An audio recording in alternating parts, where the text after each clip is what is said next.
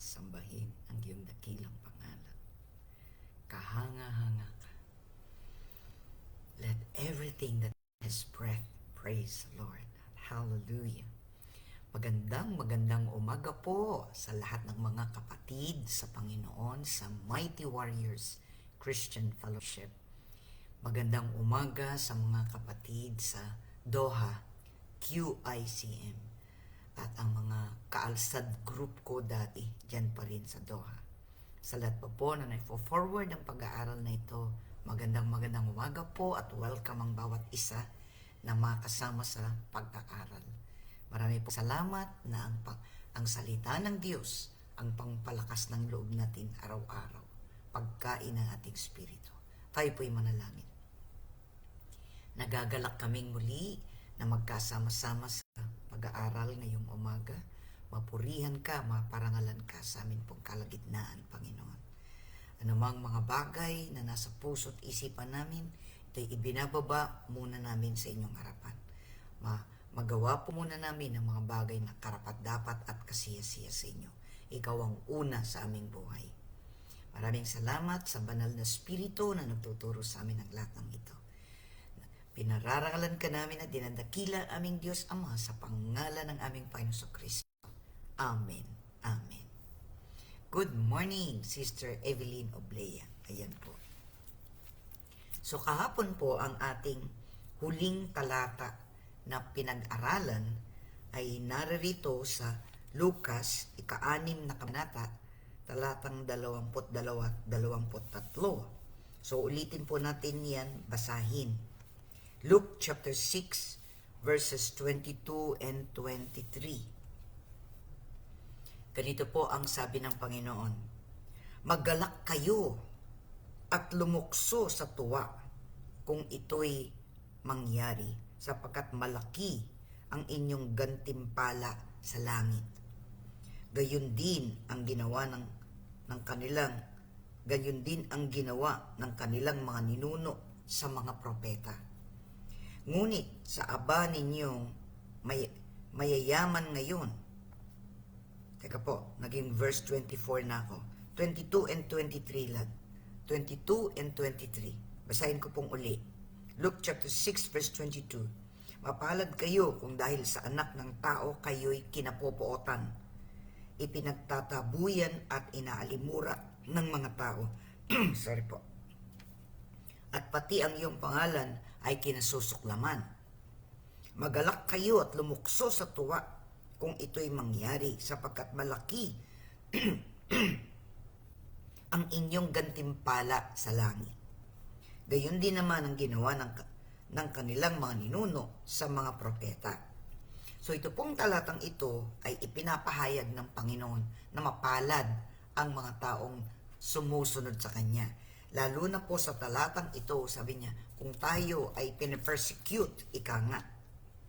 Kung babasahin po natin yan sa wikang Ingles, makikita po natin na sinasabi ng Panginoon, kung nakasusunod tayo sa Kanya at nakahiwalay tayo sa mundong ito, aasahan talaga natin na hindi sila matutuwa sa atin. Excuse me po. Basahin ko po sa Ingles. Blessed are you when men hate you and ostracize you and insult you and scorn your name as evil for the sake of the Son of Man. Be glad in that day and leap for joy, for behold, your reward is great in heaven. For in the same way their fathers used to treat the prophets. So ito pong talatang ito, sinasabi niya, ito yung Beatitudes. Ito po yung itinuro din ng Panginoon sa Matthew, in the book of Matthew, na mapalad ang mga taong una, nagpapakumbaba. Yung sinasabi na niya yun, na sa ating lahat. Kaya ngayon, ang sinasabi niya, kung tayo ay pinipersecute, kung meron silang mga bagay na sinasabi sa laban sa atin, tayo kinapopootan, pinagtatabuyan, inaalimura, dahil sa anak ng Diyos, dahil sa anak ng tao, dahil sa ating Panginoon Kristo, magalak tayo. So, ibig sabihin, gumagawa tayo ng matuwid at tayo ay may sinasabi ang ibang tao laban sa atin, magpatuloy lang tayo sa Panginoon. Hindi tayo matitinag sa mga salitang yan at sa mga nararanasan yan. Ang mahalaga, ang sabi ng Panginoon, mapalad pa rin, mas mapalad pa rin tayo kaysa sa taong mayayaman o taong maimpluwensya. Sabi niya, malaki ang inyong gantimpala sa langit. Lumuksot sa tuwa kung ito'y mangyari, sabi niya. Can you imagine, pinalulukso pa tayo ng Panginoon sa tuwa. Sa kabila ng mga mapapait man na ating nararanasan na tayo nililibak ng iba, meron silang sinasabi sa atin, tinitingnan nila tayong pababa, para bang hindi tayo tinatanggap kung sino tayo. Sabi ng Panginoon, hayaan mo lang yan. Kung ang dahilan niyan ay dahil sa akin, magalak ka, sabi ng Panginoon. Ngayon, ano ang ating tugon? Ano ang ating tugon? What will be our response? Ang sabi ng Panginoon, huwag tayong malungkot kung ganito ang ginagawa sa atin. Huwag tayong malungkot. Naiintindihan na natin ang sinasabi ng salita ng Diyos. Kaya yun ang ating ipinamumuhay. At kung tayo man ay sinasabihan ng iba't ibang bagay, alalahanin natin mas nauna ang Panginoon na nilibak at inalipusta sa kabila ng lahat ng mabubuting bagay na ginawa niya. Ngayon, lipat naman tayo sa talatang James o Santiago. Ito po, in Book of James, sinasabi po sa atin, James chapter 1. James chapter 1 verses 2 to 4. Ito po, ang maging response natin. Ano ang tugon? Ano ang tugon? Anong gagawin natin? Paano tayo titingin? Paano ang iisipin natin, ikikilos natin sa kabila ng lahat ng mga pagtutuligsa sa atin? Sabi po ng Santiago or yung Book of James chapter 1 verses 2 to 4. Mga kapatid, maggalak kayo kapag kayo'y dumaranas ng iba't ibang pagsubok, sapagkat alam ninyo na lalong magiging matatag ang inyong pananampalataya matapos ninyong pagtagumpayan ang mga pagsubok na iyan. At dapat kayong magpakatatag hanggang wakas upang kayo'y maging ganap at walang pagkukulang. So tingnan niyo po ang sinasabi, magalak pa tayo. Diba yung binasa natin, yung mismong turo ng Panginoon, mapalad tayo, kailangan tayong magalak. Tignan nyo po, diba?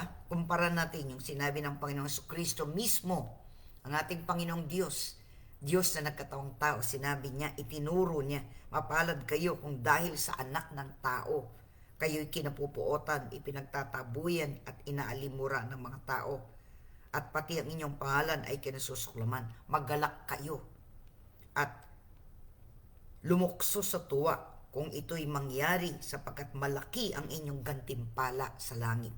Yun po sabi niya, malaki inyong gantimpala sa langit. Ngayon, sabi rin ni Santiago sa Bagong Tipan, wala na ang Panginoon. Ito rin ang binabalikan yung itinuro ng Panginoong Kristo. Sabi sa Santiago chapter 1, sabi, mga kapatid, magalak kayo kapag kayo'y dumaranas ng iba't ibang pagsubok. Bakit? Sapagkat alam ninyo na lalong magiging matatag ang inyong pananampalataya. Matapos ninyong pagtagumpayan ang mga pagsubok na iyan. So sabi niya, pagtagumpayan. So ibig sabihin, hindi ka titigil na sumusunod sa Panginoong Kristo. May pagsubok man, ang sabi, ang magiging bunga ng pagsubok sa atin, lalong magiging matatag ang ating pananampalataya.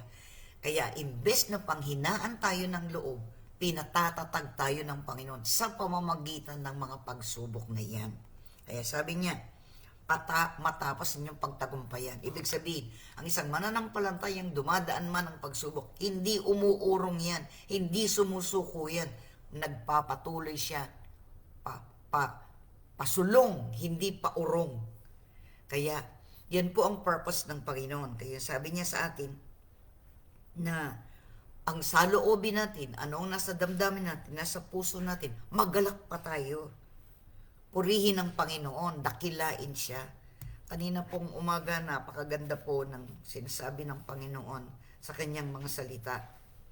Kung sinasabi niya, sing praises, sabi niya. Let the godly rejoice. Ang mga matuwid ay matuwa, sabi. Let them be glad in God's presence. Maging masaya tayo sa presensya ng Diyos, sa pakikinig ng salita ng Diyos, sapagkat ito ang ating inspirasyon, ito ang ating pagkain, ito ang nakapagbibigay sa atin ng kalinawan ng kaisipan at damdamin, kalinawan ng mata. At kahit na marami ang mga salita, mas higit ang salita ng Diyos. Kaya itaboy natin ang mga salita na hindi karapat-dapat, kundi ang salita ng Diyos, doon tayo nakatuon, sapagkat doon tayo magagalak. Sabi niya, let them be filled with joy. If you rejoice, magpuri ka, magpasalamat ka sa kabila ng mga pagsubok. Sabi ng Panginoon, let the godly rejoice. Let them be glad in God's presence. Let them be filled with joy. Sing praises to God and to His name. Sing loud praises to Him who rides in the clouds. His name is the Lord. Rejoice in His presence. Binabasa ko po yung Psalm 68. Nasa Psalm 68 po yun. Ito po yung devotion ko kaninang umaga. Kaya nga, lagi may inspirasyon. Paggising natin, ang inspirasyon na galing sa salita ng Diyos, yun ang una natin binabasa, pinagbubulay-bulayan. Sapagkat ito nagbibigay ng kagalakan, kapayapaan, at ang pag-ibig ng Diyos na nag-e-embrace atin, na niyayakap tayo ng salita ng Diyos, niyayakap tayo ng Panginoon araw-araw. Kaya nga sabi niya, magalak tayo. Mayroong hangarin ng Diyos sa bawat pagsubok na lalong maging matatag ang ating pananampalataya. Good morning, Sister Lenlen Manansala Dulo. Ayan. Kaya po, bakit? Sabi ko nga, para lalong maging matatag, mayroong hangarin ng Diyos sa mga pagsubok natin. Hindi tayo sumusuko sa buhay. Hindi tayo sumusuko sapagkat alam natin ang ating Diyos, papatnubayan niya tayo. Tutulungan niya tayo. Patatatagin niya ang ating pananampalataya. Hindi tayo sumusuko. Yun po. Ito po ay mahalaga na ating alam. Kaya sabi, imbes na tayo ay malungkot, tayo ay magalak sa lahat ng bagay na ginagawa ng Panginoon sa ating buhay. Kahit nga ba kung minsan hindi natin naintindihan yon, bakit ganito, bakit ganyan. Pero imbes na tayo magtanong ng bakit, isipin natin na ang Panginoon kasama natin. At bibigyan niya tayo ng lakas ng loob, tatag ng damdamin. Hindi susuko sa mga pagsubok. Hindi susuko kung may problema man. Kahit na ano pa yan, kahit gaano kalaki o kaliit yan, kaya natin yan sa Panginoong Kristo. Sabi niya, I can do all things. Kaya natin yan. Ibinigay na ng Panginoon ang lahat ng kailangan natin para managumpay. Kaya ang isang mananampalataya na nagpapatuloy ay hindi talunan, matatag yan, matibay yan. At kaya, sapagkat kaya ng Panginoon, kinaya niya ang lahat, pinagtagumpayan na niya. Kaya nga, magtatagumpay din tayo. Ito po, basahin natin. Ephesians chapter 5. Ephesians chapter 5, verse 20.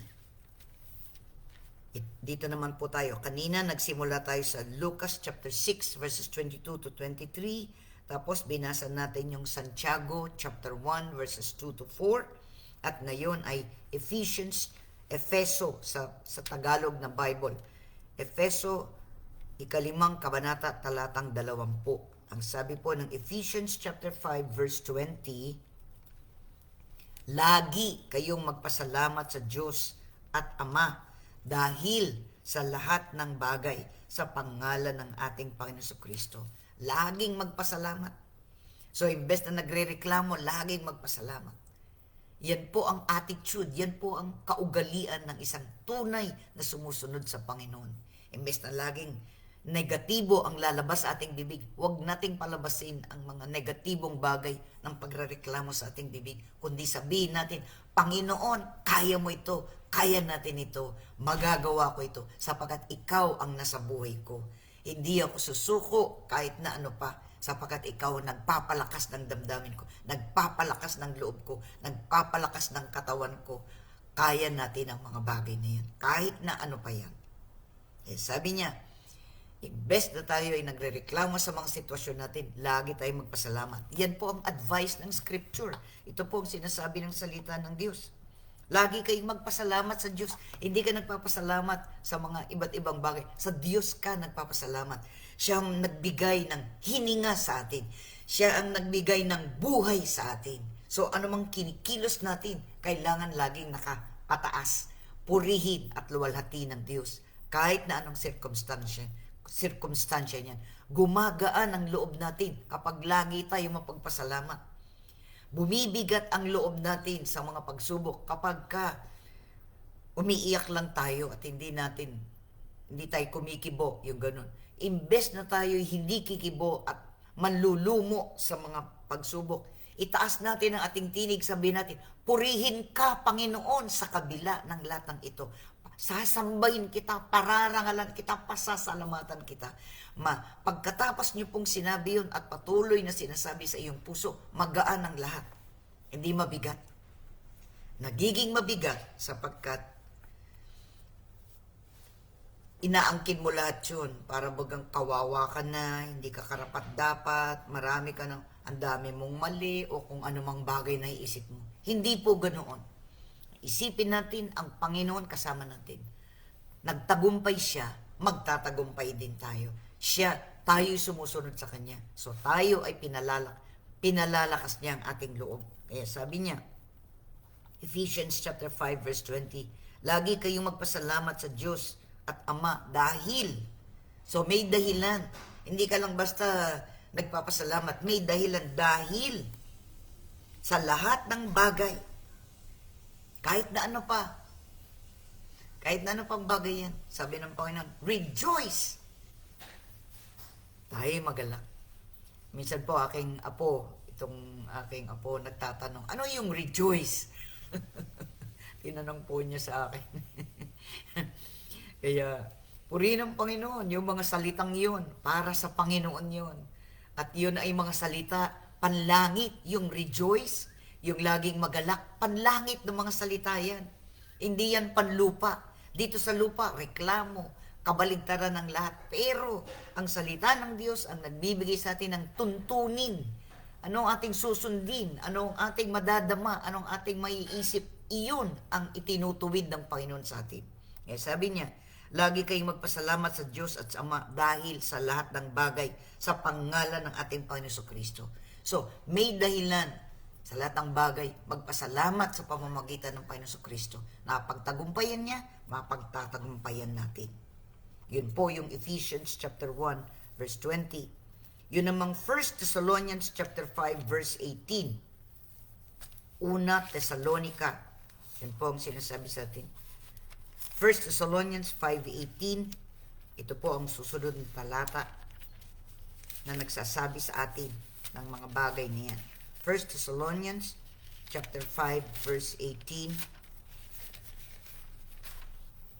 1 Thessalonians chapter 5 verse 18. Ito po ang sabi sa atin. Ipagpasalamat ninyo. Yun din po. Ipagpasalamat ninyo sa pangalan ni Kristo Jesus ang lahat ng pangyayari sapagkat yaon ang ibig ng Diyos. So lahat ng pangyayari sa ating buhay, ipagpasalamat pa natin. Kaya tingnan nyo po, ang sinasabi ng salita ng Diyos, kabaligtaran ng mundong ito.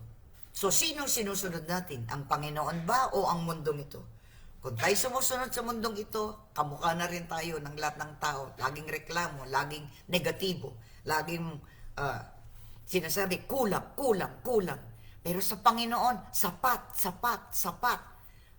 Sapat ang ibinibigay ng Panginoon. Yung kailangan natin, ibinibigay niya. Yung kakayanan, ibinibigay niya. Yung katalinoan, ibinibigay niya. Ang lakas ng ating mga kamay, mga paa, ang pagkilos natin araw-araw, bigay ng Panginoon lahat yan. Kaya sabi niya, lagi tayong magpasalamat. Amen po ba? Lagi tayong magpasalamat. Sabi niya, 1 Thessalonians chapter 5 verse 18. Sabi niya na, ipagpasalamat ninyo sa pangalan ni Kristo Jesus. So, lagi pong nakaugpong sa Panginoong sa Kristo ang lahat. Hindi lang tayo nagbasta nagpapasalamat. Sa pangalan ng Panginoong sa Kristo, nagpapasalamat ako. Sa pangalan ng Panginoong sa Kristo, nagagalak ako sapagkat ako'y mananampalataya. Sa pangalan ng Panginoong sa Kristo, ako'y tagasunod niya. Lagi po na nakasunod ang pangalan ng Panginoong sa Kristo sa lahat ng ating ginagawa. Sabi niya doon, ipagpasalamat ninyo sa pangalan ni Kristo Jesus ang lahat ng pangyayari sapagkat yaon ang ibig ng Diyos. Kung gusto natin ang kalooban ng Diyos, ito po. Sinasabi natin, gusto kong sumunod sa iyo, Panginoon. Paano ako makakasunod? Heto na po.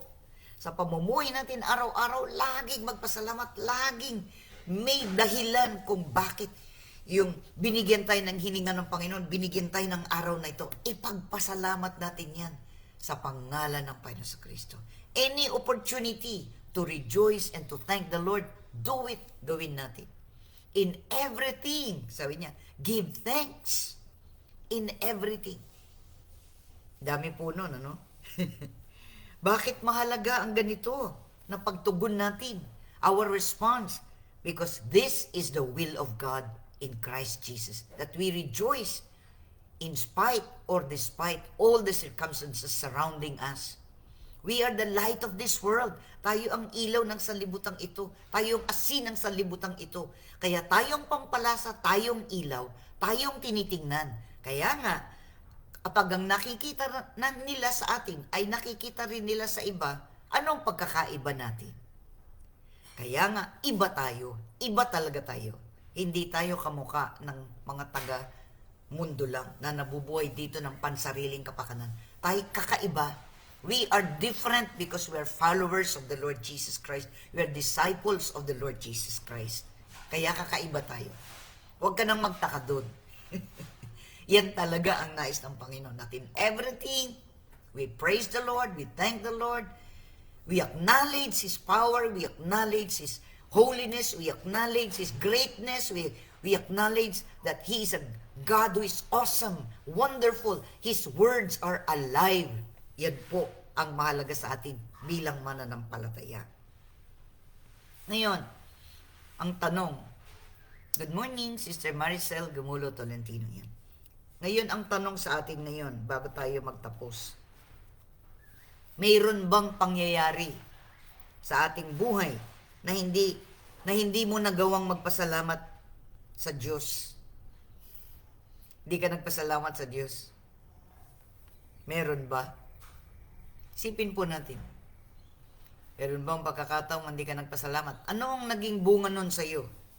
Ano ang inisip mo? Anong naging damdamin mo dahil doon? Anong pumigil sa iyo? Anong pumipigil sa iyo upang hindi ka magpasalamat? Anong pagkilos na may sasagawa mo upang lutasin ang pangyayaring yun? Na hindi na ito mangyayari. Halimbawa, kung nawalan ka ng trabaho, sinabi sa iyo, wala ka ng trabaho. Anong gagawin mo? Mag-iiyak ka na? Sana nga po, hindi, ano? Okay. Kung may sinara ang Panginoon na isang pinto, mayroon siyang bubuksan. So, kung isang bagay na ito, sinarahan na, pag humingi tayo sa Panginoon, may bubuksan siya. Kung may sinasara sila sa atin, ang Panginoon, bubuksan niya ang ibang bagay para sa atin. Kaya hindi tayo nawawalan ng pag-asa kahit nagaano pa. Kung nagkaroon ng karamdaman, ang Panginoon ang tagapagpagaling. Hindi po ba? Kung ano man ang ating mga pagsubok, mayroong sitwasyon pa rin na mapupurihan natin ng Panginoon. Kung sinara nito, bubuksan ng Panginoon. Kaya sa lahat ng bagay, hindi tayo talunan. Tayo ay higit na mananagumpay kay Kristo Jesus. Sa Panginoon sa Kristo lang tayo matagumpay. In any other way, hindi. If we trust ourselves, we will fail. But if we trust and obey the Lord, we are winners always. Tayo po ay manalangin. Panginoon, marami pong salamat. Ang mga salita mo ang pampalakas ng aming loob.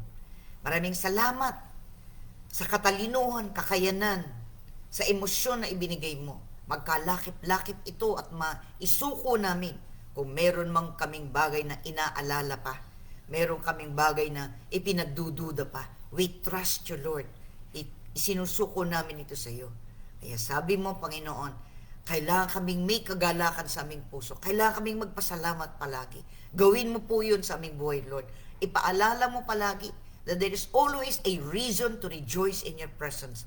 Life is beautiful because I have come that you might have life, that you might have it more abundantly. Maraming salamat sa mga pangako mo. Maraming salamat. We walk in victory. We walk by faith and not by sight. In Jesus' precious name, amen and amen. Receive the power that comes from the Holy Spirit to stand and continue because the Lord is with us. He will encourage us, inspire us, do things for us, open doors for us. In Jesus' name, walk in victory, walk by faith, walk in rejoicing and praising the Lord. Be healed in Jesus' name. Let your emotions be healed in Jesus' name. Let everything that has breath, praise the Lord in Jesus' name. Amen and amen. God bless po. I'll see you next week for our next topic. Bye for now. Be inspired by the word of the Lord. Hallelujah. God bless po in Jesus' name.